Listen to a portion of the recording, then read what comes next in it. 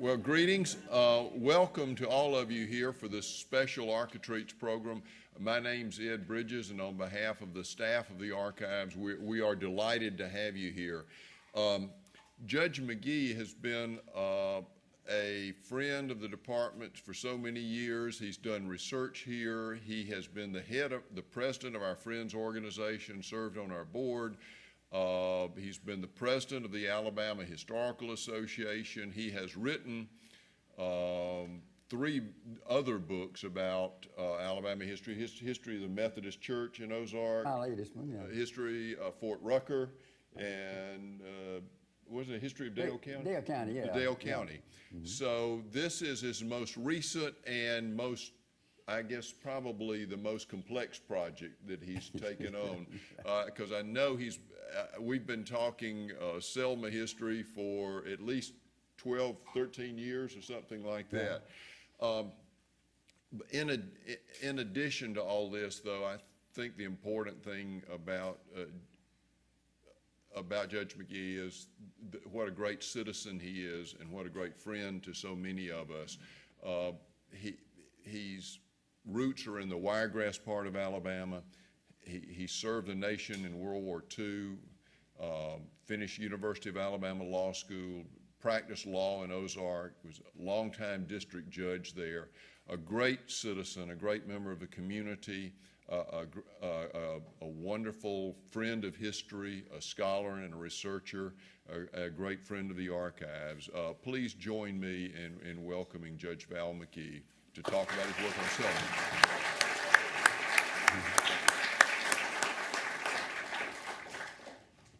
Thank you, Dr. Bridges.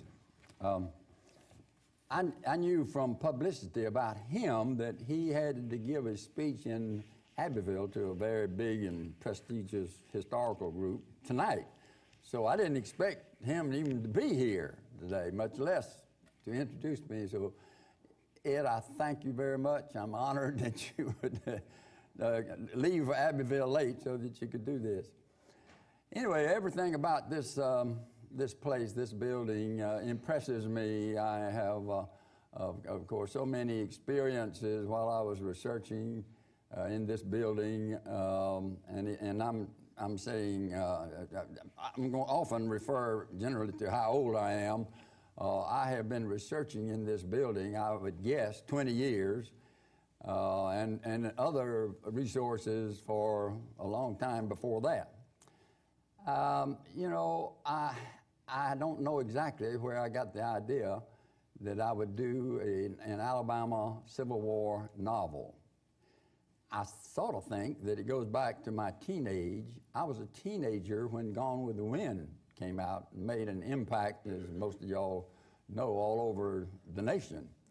But you know how life is. College came, World War II, law school, marriage, 2 wonderful children that Katie and I have enjoyed all their lives. And so all these thoughts about doing a story on Alabama's Civil War had to take a back seat. And so I did a little research when I'd have time, and just for my fun, just hobby.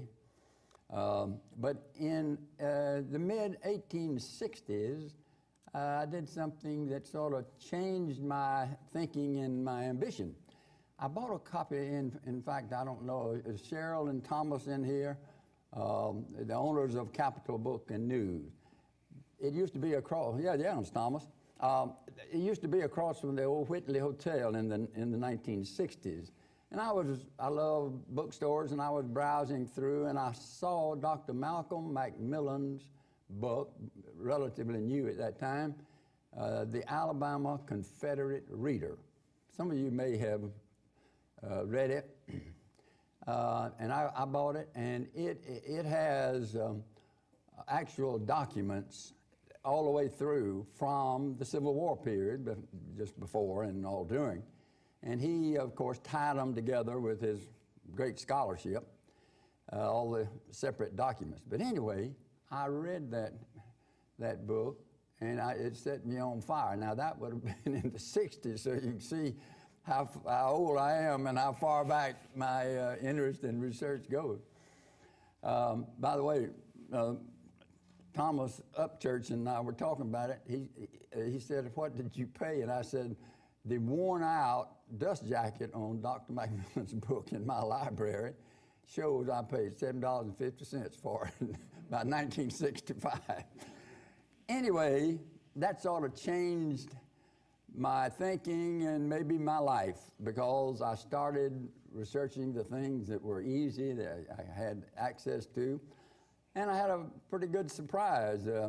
McDowell Lee and Jim Solomon, great lawyers in Alabama, famous really in Alabama, in the back there, and they might know this, but in the law book, in the records of the Alabama Supreme Court reports, they still have all the slave cases.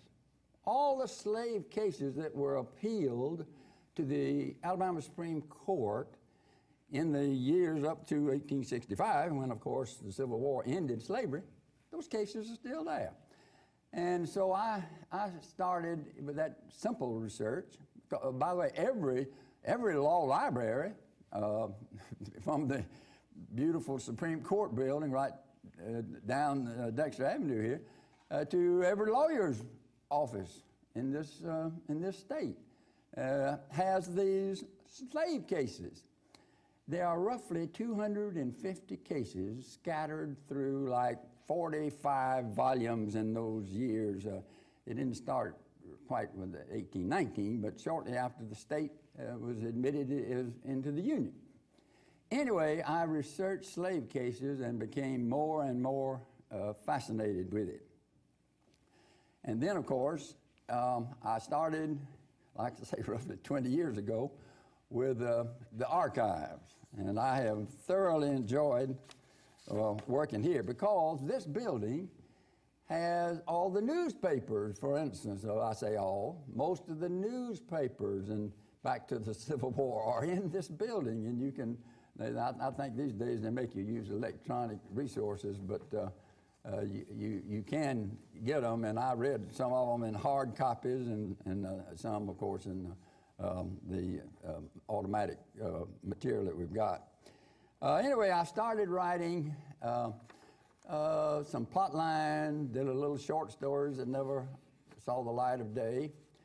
But then in I decided, well, the story of Alabama's Civil War should be somewhere along the Alabama River. But I had considered Huntsville and Mobile, and I sort of decided, okay, I will put my setting for the book, my novel, at about where Benton is between Montgomery and Selma, about halfway. But in 1992, Katie and I, my wife, who's over here, went to Selma, and we met Gene Martin and Betty Calloway. Some of you will know those two famous Selmians. And they met us and sort of took us under their wing. They were so gracious, and the hospitality was unbelievable, really. And at some point, I told Gene and Betty, said, hey, I'm thinking about writing a novel, and it's the Alabama Civil War, and I think I'm going to put it in a city fictitious city where Benton is, because Benton is just a ghost town, really. And Betty and Gene immediately jumped me. No, you put your setting in Selma. Well, I really hadn't thought of it. Selma is sort of, well, it's a dominant little town, those of you who know, but it is, you walk down the streets and you're in the Civil War period. It is 19th century, and so many of them are restored. So anyway, that was what happened to me that got me into Selma, and of course the name of the novel wound up in Selma, and it was a great move on my part. It took me another several years, though, because Selma has so much history. I don't mean I dug to the bottom, but I had to research it over and over again. Anyway, the 250 cases of slave law that I researched, I knew that slavery, it was really so important. I mean, we look back and it's an unpleasant subject. and you think, oh, you know, I don't even know if I want to think about it or research it. But in my mind, of course, this isn't the lawyer in me, the cases of slavery and what was happening to slaves had to be a part of it. And so that, if there's anything novel, or unusual about what I have done, it is that I have put a thread of slavery all the way through this novel. The people, like I was saying, in this building were just wonderful. And let me just name a couple of them. Of course, y'all met Dr. Ed Bridges. But archivist Dr. Norwood Kerr still runs the brand new reference room right over here behind us. Of course, when I was doing all this research, I was bugging Dr. Kerr in the old reference room, which had in essence all the same things available, but not all the modern facilities. And of course, y'all saw her with me, and she may still be in the room, but Debbie Pendleton is the Assistant Director for Public Services, and there's nobody more accommodating than Debbie. I remember bugging them, help me how the people dressed, what they looked like. And man, stuff came up right fast, they helped me. And then such novel things, I said, hey, I need to know how privates in the Confederate Army could write letters, and what kind of writing equipment did they want? Again, it's amazing.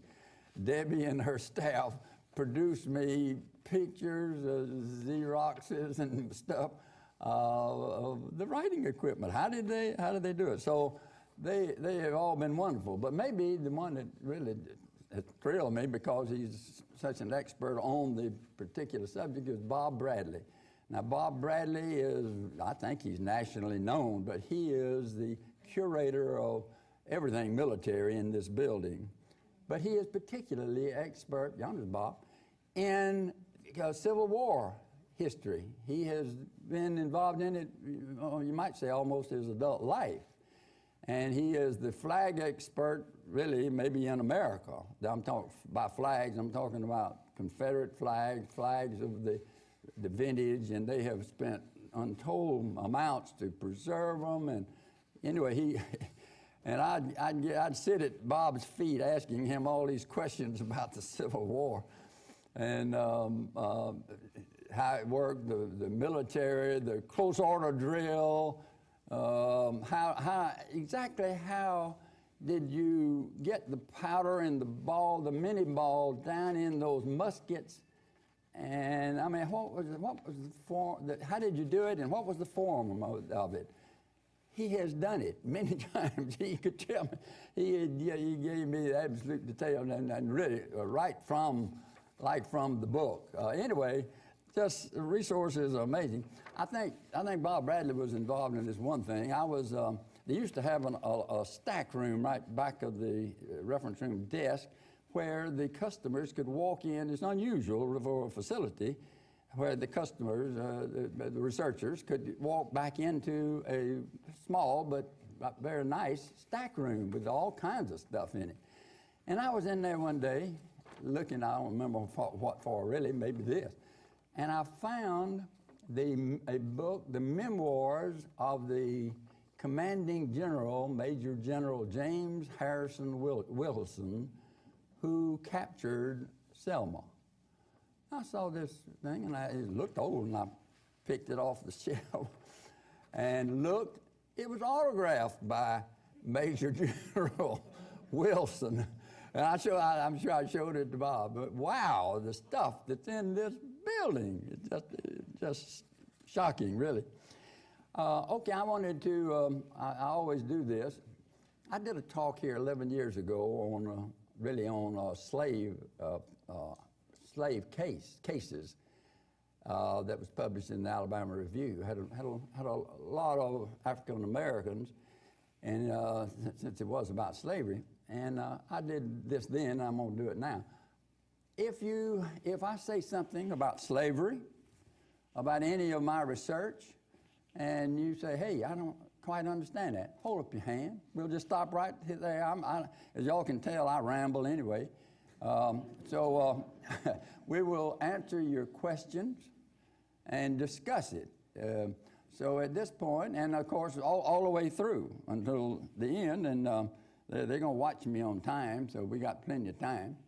So if you have any questions about slavery, when I did this one, the name of the piece was Escape from Slavery, the Millie Walker Trials. And of course, it's in the Alabama Review, and of course in this building you can get the Alabama Review, which is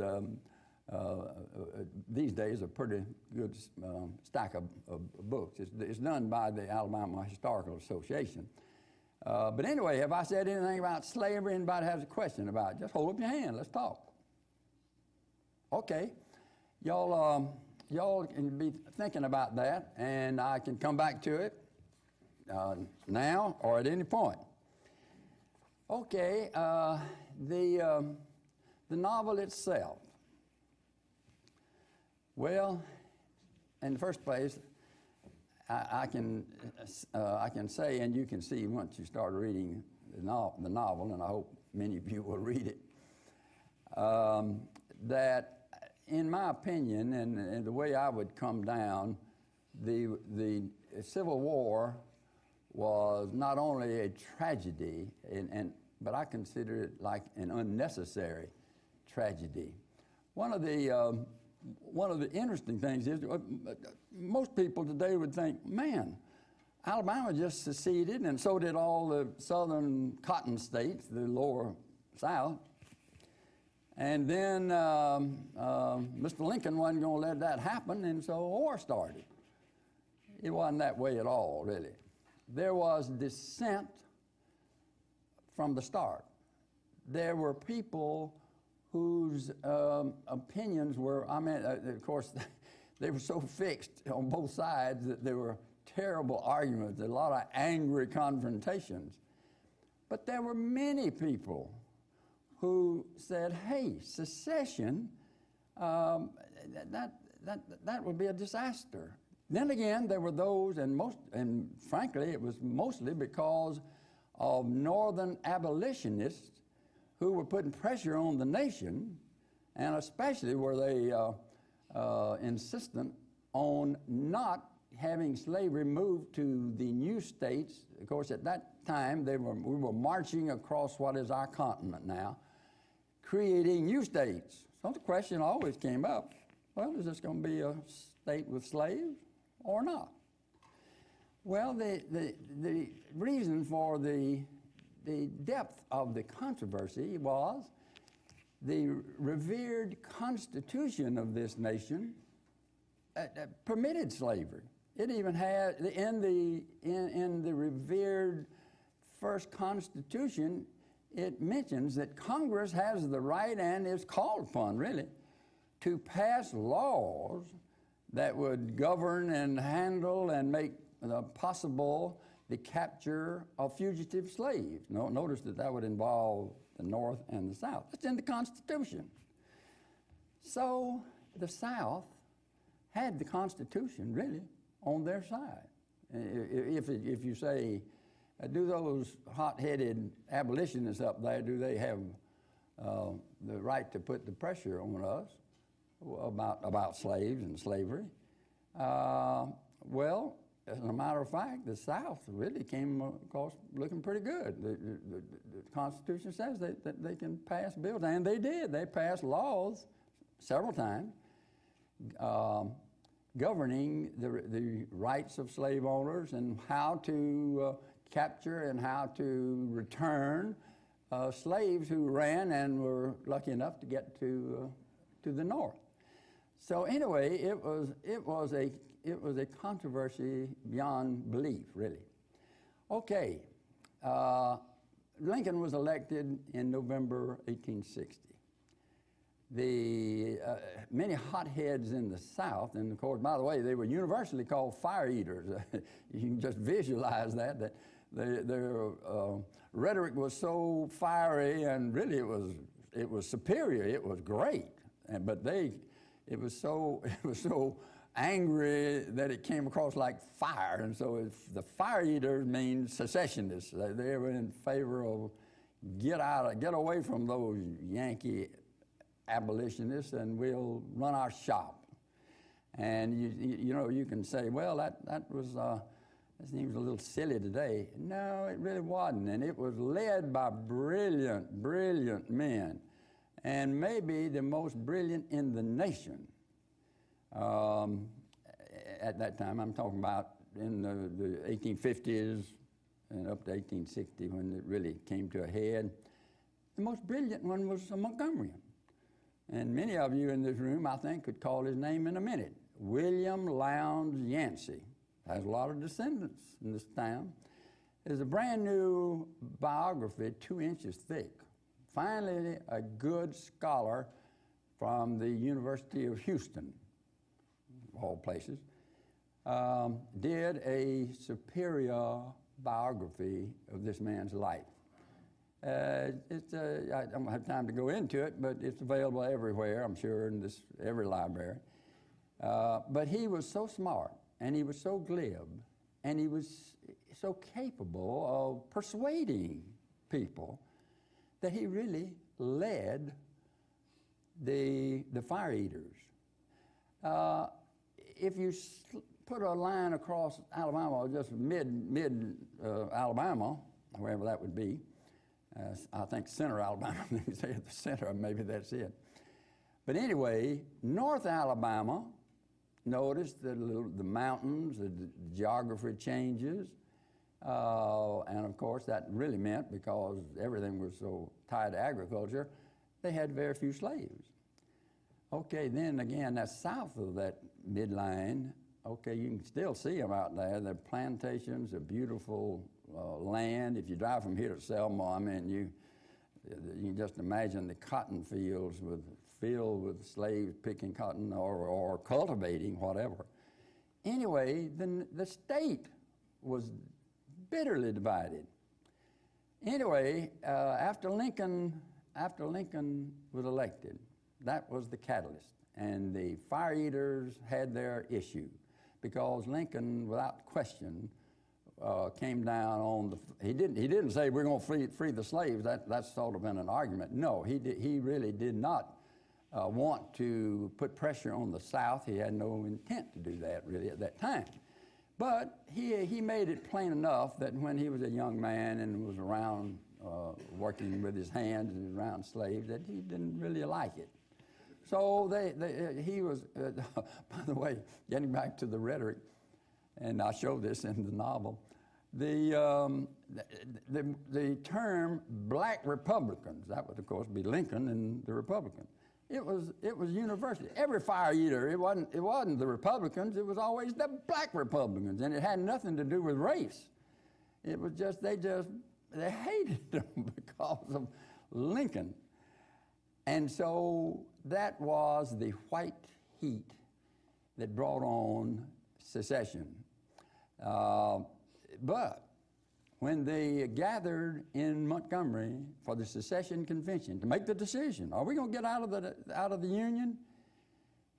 It was coincidence, but there were exactly 100 delegates who appeared, and they met just across the street from where we are in the House of Representatives. And it, of course, this building, for those of you who don't know it, has been restored, so it probably looks about like it did when they were seceding in that building. But anyway, the very early on, as is nearly always the case in conventions such as that, early on in sort of stamping out positions of power and influence and running the convention, they had the hot vote. And so there was no real doubt. There were 54 out of 100 who voted for secession, and 46 voted against it. Most Alabamians, I don't think, get that picture. 5 votes different. And Alabama would not have seceded, in my opinion, if Alabama was a key state, not only because of William Lowndes Yancey, but because let's look at the geographical, that would be the key, that was the keystone. If Alabama had not seceded, frankly, I don't think there would have been a civil war. I think it would have stopped the movement. And although Georgia preceded, and of course South Carolina was first, the South Carolinians were then and still are hot about a lot of issues. But they seceded, of course, and Florida, and I think just before Georgia. But anyway, if Alabama had failed, frankly, I think it had taken the momentum. Anyway, that's beside the point. The book shows the secession convention, the the dissent that went on, and of course that was the status of my research, and it's in the novel.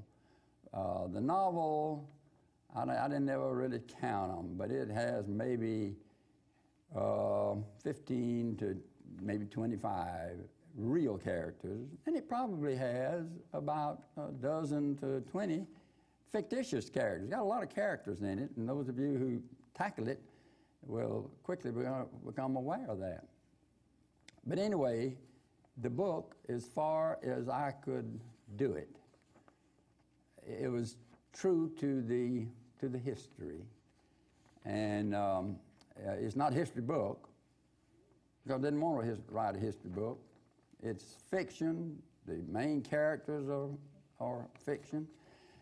The protagonist had to be a lawyer. I was a lawyer. I'm writing it. And I named him Tate McLester. Had to be a Mac, too, you notice. But anyway, Tate was the name of an Englishman working with the Creek Indians, really in revolutionary times, and the name got into the lineage of really some of the more famous of the Creek Indian families.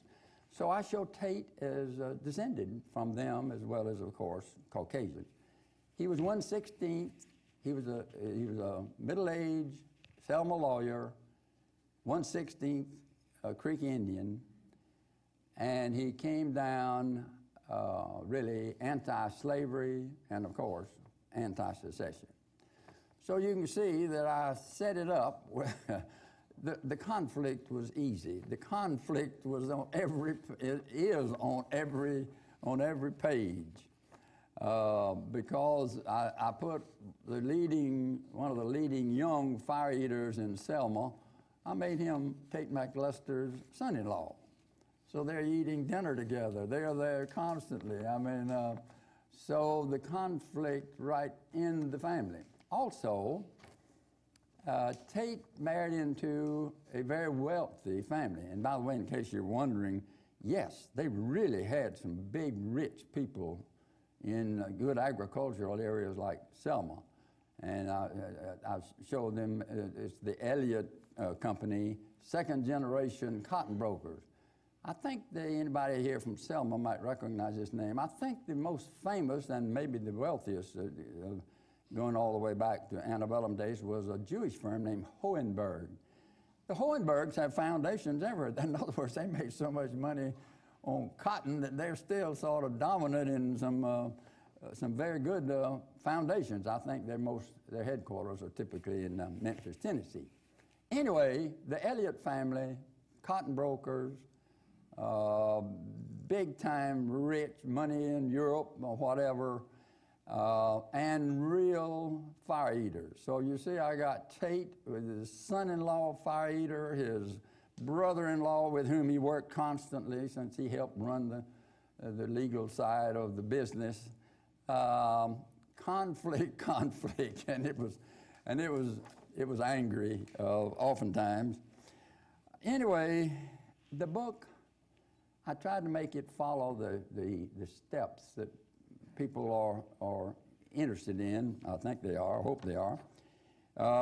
It covers not only Lincoln's election, the secession convention, the creation of the Confederacy here in the cradle of the Confederacy, the inauguration of Jefferson Davis, and then I moved. One of Tate's children was a son, 20 years old when the book starts, ripe to go to war.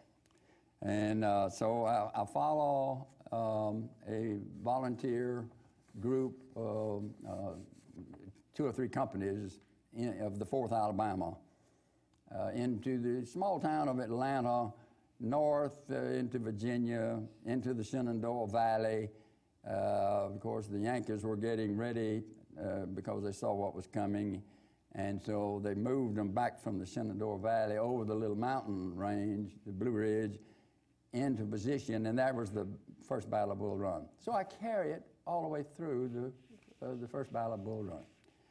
And I hope I did it justice, but there were some tragedies. The South really drove the Yankees back. Most of y'all would know that. Bob Bradley would be ashamed if you didn't know that the Yankees won the first Battle of Bull Run. But anyway, they won it. But it really was, in many ways, a disaster. I showed how terrible really the war was in those scenes, because Sam McAllister and David Elliott, the first cousins, were right in the middle of it. Anyway, I don't try to make it a Civil War novel, Bob.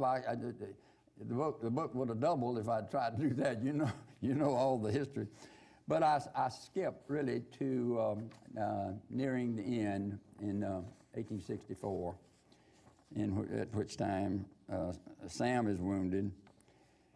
But anyway, the book looks at all these events, and I tried to, of course, the lawyers are rather central, but not really. You see the scenes, and you see what was happening through many other people. The cotton brokers, the cotton brokers were big timers.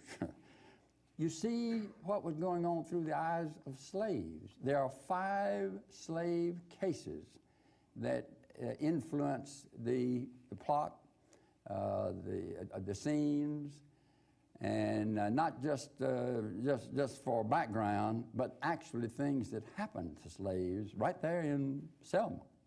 And some of them are tragic. They are heartrending.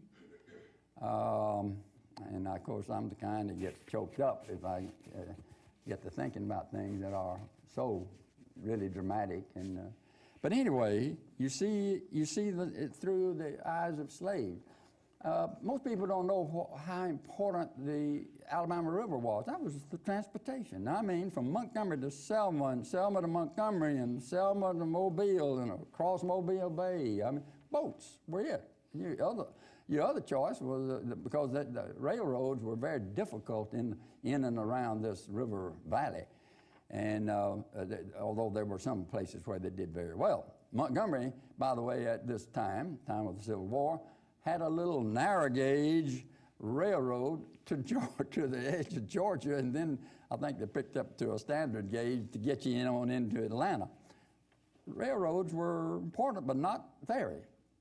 So I show the characters, Selma to Montgomery, Montgomery to Selma, riding steamboats. So you see a lot of steamboat information, and you see it through the eyes of steamboat captains.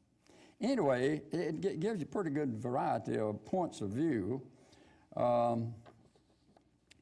The slave cases, I like to say 5 of them are dominant, but just the aspect, the idea of slavery is maybe the most shocking thing, and I hope to some extent the most important thing in the novel. Does anybody have any questions about anything I've said about history? Am I about to run out of time? Yes, sir, you're just fine.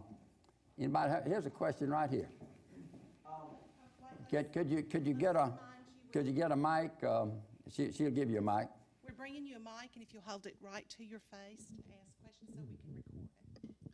Thank you. I don't know if I want to be recorded, but I'll ask you anyway.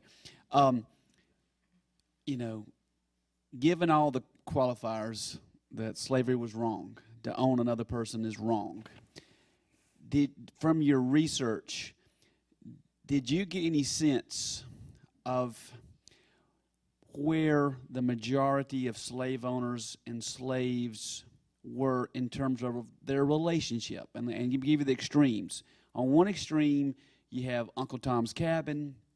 You have the pictures that I saw in Ken Burns' novel with just the whip marks all over the back. Famous picture. Versus the other side of the spectrum. Gone with the Wind, Mammy. You've heard stories of the slaves wanting to be the pallbearers for their master's funeral. When I was a child, there was a book, and it talked about, you may have read this book, about Dee and Dumps and how all the black children, the black mammy, just were raising the white children. They loved them. And the slave owner would buy slaves that were sick. He was a doctor, just to, get them back to health. So you have this huge spectrum. Do you have any sense of what was the prevailing attitude of the masters toward their slaves? What was it, the oppressive, harsh master, or was it there were kindly slave masters who cared? Yeah. About By their the way, slaves? this is a great question, and this young man certainly has a good feeling for the research and the arguments really about slavery. And in answer to your question, number one, I don't know McDowell and Jim, but there aren't many lawyers that have done what I did to go back into those. They're in the books, but nobody pays attention to them. They're, what does that got to do with the law today? Nothing.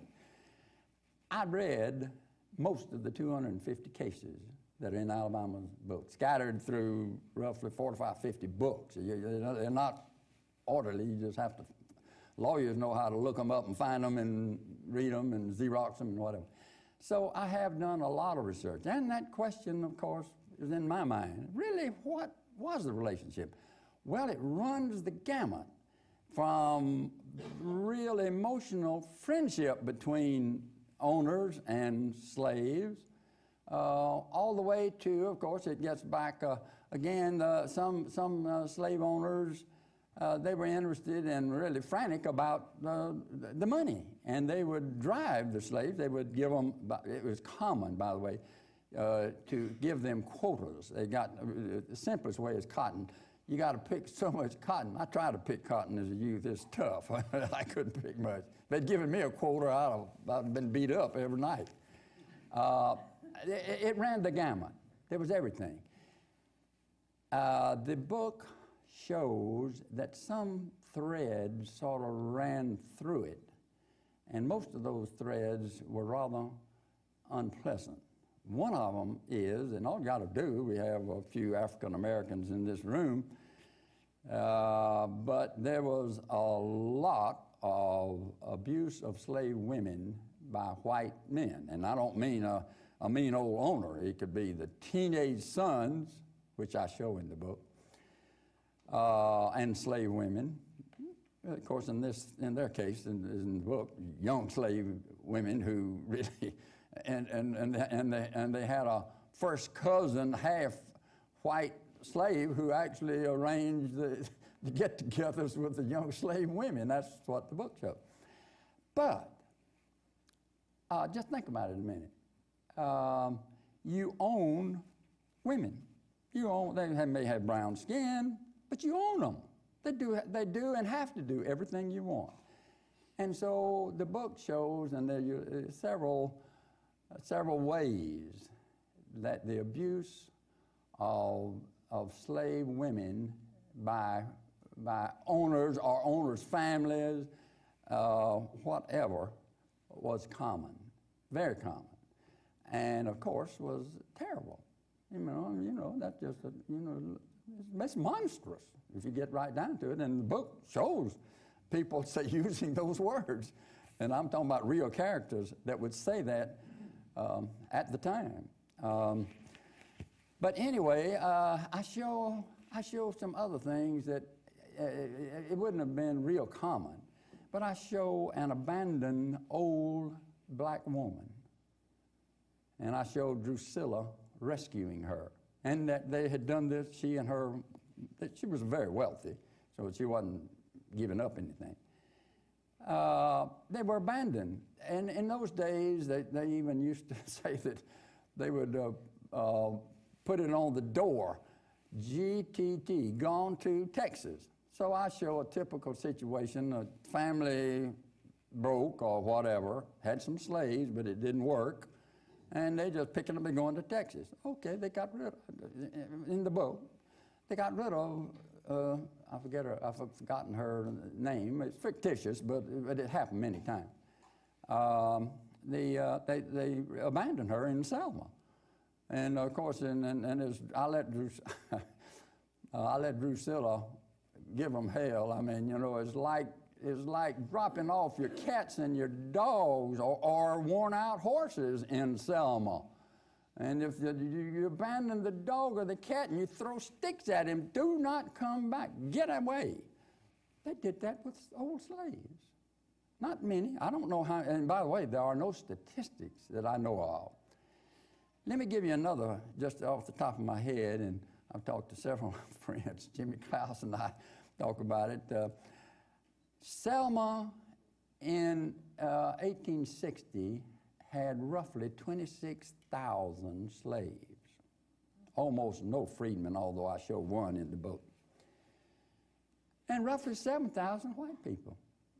Man, this was black country all along. By the way, that's because the land was good,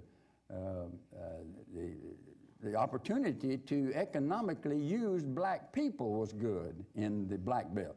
By the way, it reversed as you got up into the foothills of the Appalachian Mountains or Birmingham, whatever.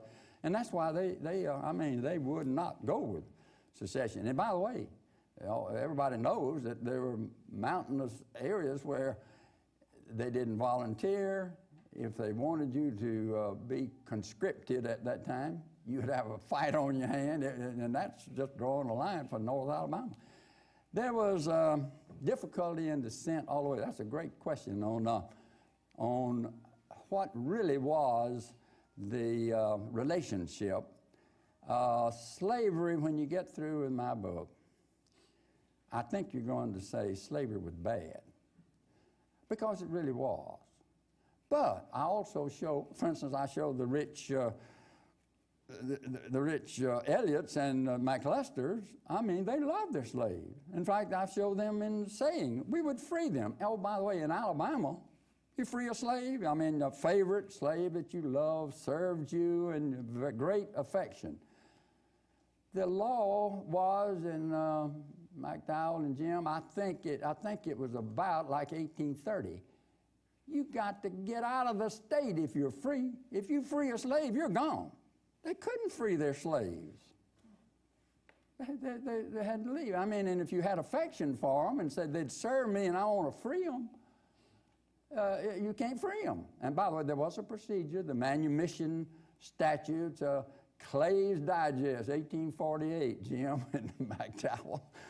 Oh, man, anyway, and by the way, the entire statutory law of Alabama was about 3 inches thick in 1848. And of course, these lawyers will tell you it takes several shelves to. But anyway, that's neither here nor there. But anyway, according to those laws, there were many, many tough things. By the way, you say, well, why did they say you free them, you love them, and you have affection for them, and you want to free them? Why do they have to leave? They considered freedmen dangerous. There was a certain amount of fear of, if you had 26,000 black people in Dallas County and 7,000 white people in Dallas County in 1860, yeah, there was a certain amount of apprehension. And of course, we all know, I hadn't got time to even mention it, but there were uprisings, but not many. My book shows pretty clearly that they were not really dangerous as such. But anyway, maybe that can help answer your question. A lot of real affection, and I show the affection here. I show a death on the battlefield being buried. Now I'm liable to choke up.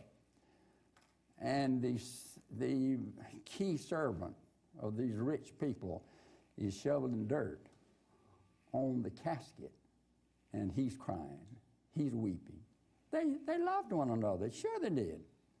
Many instances of that. But the cruelties were there. I remember hearing in my lifetime, younger days, hearing a good friend of mine, a black guy, who says, I tell all my buddies, don't ever work for the guy who's trying to make it. Work for the guy who's already got it made. All right. Doesn't that make sense? Isn't that wisdom? Isn't that wisdom? Same thing with slavery. If your owner was successful, came in, by the way, in fact, I have this little dissertation in the book, with all the things it takes: capital, know-how, and luck, weather. You're going to succeed, and those slaves will succeed.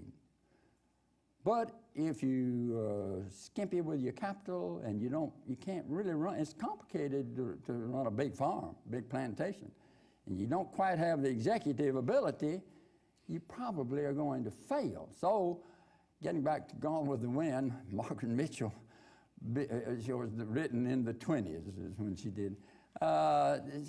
She told him it was the myth of the Old South. There were a lot of failures, never as fancy as she painted it, and nor were the slaves, as she painted them, as dangerous as they really were. Because, like I say, gets back again what you were saying. There was a lot of affection between them, but there was also economics, hard times, go broke. What do you do? I show a foreclosure, by the way, of slaves. If a planter goes broke, and these two lawyers, of course, feel for this, and like I do, they go broke, the law is going to say how you get the assets. First asset to go is the slaves. So the farmer goes broke, they don't foreclose on his land. They take his slaves and sell them at auction to see what they can raise to pay off his debts. Anyway, slavery is a complicated subject, very complicated, and I hope that I have shed some light on it. Hope it helped. Yeah, there's a question right here. What have we got? Yeah, we got a few minutes. What would be a definition of Confederacy, and what do you think are the values of those who endorse it nowadays? Oh, man, she says, what do I think is the definition of Confederacy, and about those who, I presume she means the neo-Confederates, the ones who like to enjoy it. Well, in the first place, of course, the Confederacy was a gutsy effort to do something that was almost impossible. No way the South could cope with the North. I mean, really. They had 10 times more white people above the Mason-Dixon line than below. Now, we had a lot of black people, like 4 million. They did not until the very end of the days of the war did they even think about using those slaves. That appears in the book too. But there was no way that the Confederacy had a chance. By the way, I show the scene where the inauguration on the Capitol steps, which the way I'm pointing, and Jefferson Davis, and I show through Sam was my character to carry it through the mental processes watching. And many people knew, watching them, the brave effort that they made. And it really was admirable in many ways. Their gutsy try to do this. But they didn't have a chance. And plenty of people listening to him knew that he was going to be the head of, the president of, a nation that didn't have a chance. By the way, I show a ship's captain, maybe one of the best pithy statements on what they really faced. And he was just saying, hey, and I think he was on board a steamboat here at the dock in Montgomery. And he says, we don't have the men, we don't have anything. The Yankee fleet will immediately blockade everything. He said, all this cotton, and he's a very wealthy man with owning a steamboat. We've been carrying, I think the figure was 500,000 right down that river every year. You won't sell it. You can't sell it in Europe. You can't get past the blockade. So I mean, it was obvious to a lot of people that it was a failure. No way the Confederacy could make it. Now, as far as people who look back, I hope they don't hate me because I show how tough it was and how unlikely it was. Look, I love the history of and the sentiment of the Confederacy. I wish it were not that way, but it didn't have a chance. And it was just really, a lot of brave people and a lot of brilliant people. I mean, the leadership was not lacking in brains, but they really made the wrong decision. And there's no way that they could have overcome. They can't do it. Hey, I'm about to run out of time. Yeah, Jane? It was a horrible war. Get a mic. Get a mic. I'm Val's niece, and I could ask him this later, but No, ask it. Look right down into that mic. but it was a horrible thing. But it had to happen, and don't you think it was probably the only way that slaves would have been free and that the whole thing would have stopped? Now, to answer your question, I find the whole revelation in the flag and all, I find it a bit offensive, but on the other hand, I sort of understand where some people are coming from. I mean, we have Democrats and we have Republicans, and I'm a Democrat, but I have relatives here who are Republicans, and we're on the opposite sides. But the thing is, this is America, and it's great that we can be on opposite sides, but still talk to each other and still love each other. Yeah. You know. Anyway, I have a pretty good bit about the flag. Bob Bradley has walked anyway, away, I think.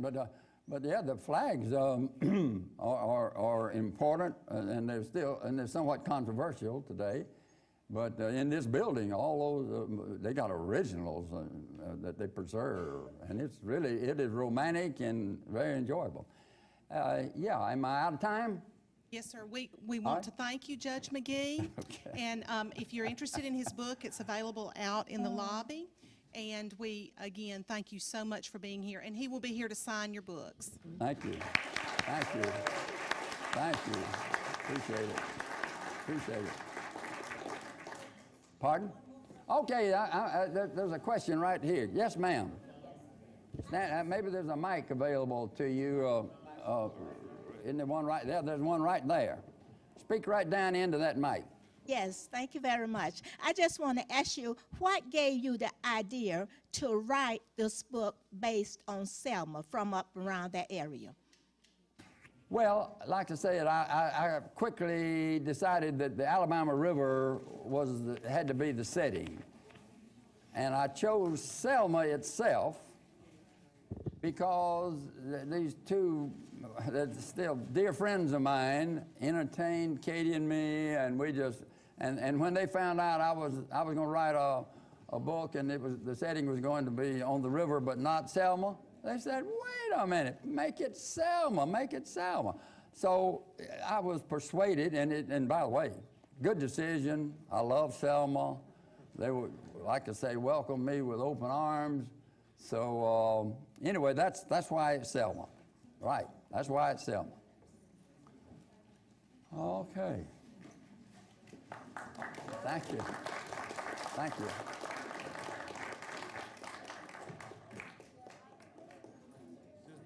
Yeah.